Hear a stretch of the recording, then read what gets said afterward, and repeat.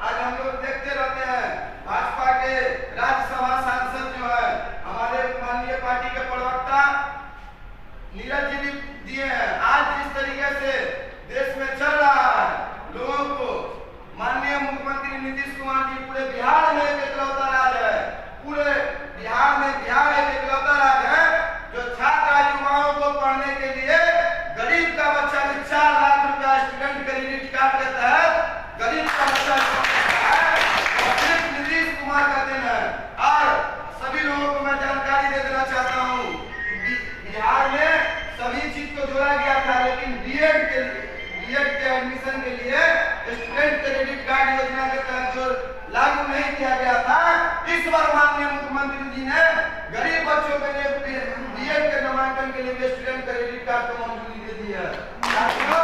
इसी तरीके से भाजपा आरएसएस वाले लोग अनर्गल बात करेंगे, लेकिन उनके बातों में हम लोगों को नहीं आना है।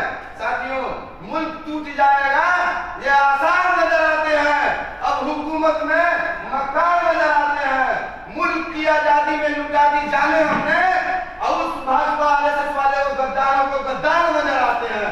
साथियों, 2024 में माननीय मुख्यमंत्री बिहार सरकार के विकास पुरुष नीतीश कुमार जी को हम लोग बिहार के 40 लोकसभा सीट पर जिता करके देश का चेहरा बनाने का काम करेंगे, और लाल किला पर माननीय मुख्यमंत्री नीतीश कुमार जी प्रधानमंत्री के रूप में झंडा फहराने का काम करेंगे। साथियों, जय बिहार, जय नीतीश कुमार जिंदाबाद, जनता दल यूनाइटेड जिंदाबाद। ये जयंती नहीं है, ये शहादत दिवस है, और ये गर्व की बात है खास करके मिथिला वासियों के लिए और बिहार वासियों के लिए और हम लोगों के लिए, क्योंकि सीतामढ़ी के बाजपट्टी विधानसभा के अंतर्गत एक महान क्रांतिकारी नेता, स्वतंत्रता सेनानी, जिन्होंने भारत छोड़ो आंदोलन जो 1942 में गांधी जी के नेतृत्व में लड़ा गया, उसमें पहले ऐसे स्वतंत्रता सेनानी थे जिन्होंने हंसते हंसते देश के खातिर फांसी को चूम लिया। उनको मौका दिया गया, जज के द्वारा पूछा गया बार बार कि क्या यह जो हत्या आपने किया है अंग्रेजों के अधिकारियों की, क्या आपने किया है? उन्होंने 3 बार, एक बार नहीं 3 बार कहा हाँ मैंने किया है। जब तीसरी बार जज ने पूछा कि आखिर क्यों किया है, तो उन्होंने कहा कि जिस तरीके से ये अंग्रेज के अधिकारी, अंग्रेज हमारे देश को गुलाम किए हुए हैं, गरीबों पे अत्याचार कर रहे हैं, किसानों पे अत्याचार कर रहे हैं, किसानों के घर के अंदर से जो है वो चुंगी के माध्यम से जो है दाना अनाज उठा लेते हैं, बच्चों को प्रताड़ित करते हैं, महिलाओं को प्रताड़ित करते हैं, यह मैं देख नहीं सकता हूं, और अंग्रेजों को भारत से जाना होगा। इसके लिए मुझे फांसी पे क्यों नहीं चढ़ना पड़े। अपना परिचय दे दीजिए। मेरा नाम डॉक्टर इमामुल हक इमाम मिथिला कला। रामफल मंडल जी 6 अगस्त 1924 को उनका जन्म हुआ, और 1942 में उनकी उम्र मात्र 16 वर्ष थी। अब वह 16 वर्ष का नौजवान इस मिथिला के सीतामढ़ी के बाजपट्टी थाने के रहने वाले अमर शहीद रामफल मंडल, उस इलाके में जहां अंग्रेजों के द्वारा लगान के सवाल पर किसानों के कोठी में रखा हुआ अनाज तक लोग अंग्रेज ले जाते थे। किसानों के खेत में जो फसल होता था उस फसल को भी जबरन कटवा लेते थे। जो लगान नहीं दे पाते थे उनके घर आंगन के खूंटे पर जो गाय या भैंस बंधा होता था उसे भी अंग्रेज उठा के ले जाते थे। और जिनके पास न खेत था न जानवर था, वैसे लोगों को भी कर नहीं देने के नाम पर उनके बहू बेटियों पर बुरी निगाहें डालने का काम करते थे। ऐसा आतंक उस समय इस मिथिलांचल के उस इलाके में अंग्रेजों का था। जब 1942 में महात्मा गांधी ने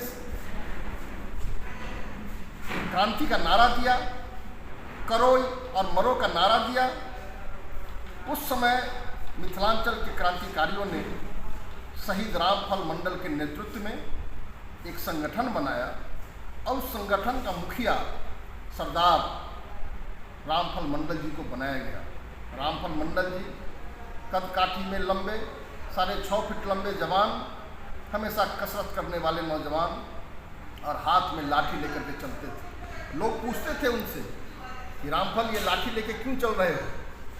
तो रामफल कहते कि यह लाठी नहीं, यह हमारा बंदूक है और इसी से हम अंग्रेज़ों को हिंदुस्तान से खदेड़ने का काम करेंगे। जब अंग्रेज़ों के जुर्म की इंतहा काफ़ी बढ़ गई तो रामफल मंडल के नेतृत्व में लोगों ने निर्णय लिया और जहां आज बाजपट्टी में जहां अमर शहीद रामफल मंडल जी की प्रतिमा है, उसी बाजपट्टी चौक पर उन्होंने अपने साथियों के साथ तीन अंग्रेज अफसरों को मौत के घाट उतारने का काम किया था और उनके लाश को कंधे पर लाद करके, अंग्रेज़ों के लाश को कंधे पर लाद करके बगल की नदी में उन्होंने फेंकने का काम किया था।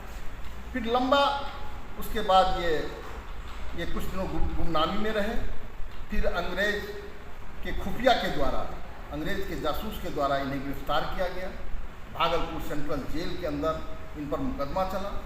महात्मा गांधी के कहने पर उस समय बंगाल के एक बड़े वकील PR दास और CR दास, दो बहुत मानी वकील थे, उन्होंने इनका मुकदमा लड़ा। मुकदमा में वो कारी वकील के द्वारा इन्हें बचाया जा सकता था। रामफल मंडल जी को कहा गया कि रामफल मंडल जी, आप कोर्ट के सामने, न्यायालय के सामने आप अपना जुर्म कबूल नहीं करेंगे। उन्होंने कहा कि हम अपना जुर्म कबूल नहीं करेंगे। जब पहले दिन जब कोर्ट के अंदर इनका VC था, जब इनसे पूछताछ किया गया तो जज ने इनसे पूछा कि रामफल मंडल, क्या तुमने अंग्रेज़ों की हत्या किया? तो रामफल मंडल ने कहा, हाँ हुजूर, पहला फरसा मैंने ही चलाया। फिर उस दिन वकील ने कहा कि हमारे रामफल मंडल जी की मानसिक हालत ठीक नहीं है। फिर दूसरा तारीख तय हुआ। दूसरे तारीख में फिर रामफल मंडल से पूछा गया, रामफल मंडल, क्या तुमने अंग्रेज़ों की हत्या किया? फिर रामफल मंडल ने कहा, हाँ हुजूर, पहला फरसा मैंने ही चलाया। फिर तीसरी सुनवाई के अंतिम दिन जज ने पूछा कि अभी भी वक्त है, सच सच बताओ तो तुम्हें बख्श दिया जाएगा, नहीं तो तुम्हें फांसी की सज़ा दी जाएगी। बताओ तुमने अंग्रेज़ों की हत्या किया था? रामफल मंडल ने कहा कि जज साहब, मैं झूठ नहीं बोलता, ये अंग्रेज़ हमारे बहू बेटी की इज्जत पर बुरी निगाह डालते थे। हमारे मेहनत से जो हमारे किसान खेत में अनाज उपजाते हैं उसे ये लूट कर ले जाते हैं। हमारे खूंटे पर जो गाय और भैंस बंधा है उसे भी ये लगान के रूप में लूट कर ले जाते हैं। इनका जो आतंक है, उस आतंक के खिलाफ हमने आगे आया और अपने साथियों के साथ मिलकर के हमने अपने फरसा से पहला वार किया और मैंने अंग्रेज़ों की हत्या की। तो इस तरह बेबाक बोलने वाला आज के युग में लोग अपनी जान को बचाने के लिए न जाने कितने झूठ बोल देंगे।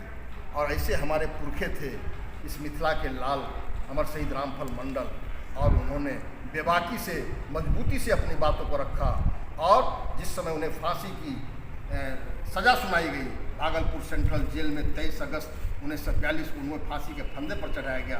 फांसी के फंदे पर चढ़ने से पहले उन्होंने नारा दिया, भारत माता की जय, महात्मा गांधी की जय, अंग्रेज़ों भारत छोड़ो, कहते हुए वो देश के लिए, इस मिट्टी के लिए, भारत माता के लिए वो शहीद हो गए। आज हम लोग उस शहीद का आज बलिदान दिवस मना रहे हैं। हम अपने आदरणीय नेता श्री नीतीश कुमार जी के निर्देश पर पूरे बिहार के एक एक पंचायत में, एक एक ब्लॉक में, एक एक जिला के अंदर आज हम लोग रामफल मंडल जी का शहादत दिवस मना रहे हैं। और हम लोग सारे साथी आज जमा हुए थे।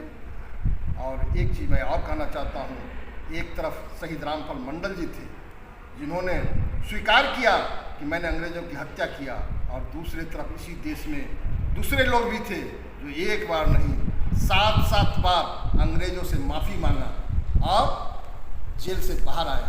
एक तरफ माफ़ी मांगने वाले लोग थे जिनके लोग आज केंद्र में सत्ता में बैठे हुए हैं, और दूसरी तरफ रामफल मंडल को मानने वाले लोग हैं जो आज हिंदुस्तान के उन्नति के लिए, बिहार की उन्नति के लिए संघर्ष कर रहे हैं। उस संघर्ष का नाम है, उस संगठन का नाम है इंडिया, और उस इंडिया के हमारे सिरमौर और पूरे हिंदुस्तान की आवाज़ है हमारे नीतीश कुमार, और नीतीश कुमार जी के नेतृत्व में हम लोग 2024 में हिंदुस्तान को फतह करेंगे, अंग्रेज़ों से माफ़ी मांगने वाले को सत्ता से हटाएंगे, और रामफल मंडल जैसे लोगों को मानने वाले को हम सत्ता के शिखर पर बैठाएंगे। नीतीश कुमार के नेतृत्व में हम नया भारत बनाएंगे। जय हिंद, जय अमर शहीद रामफल मंडल, जय जनता दल यू।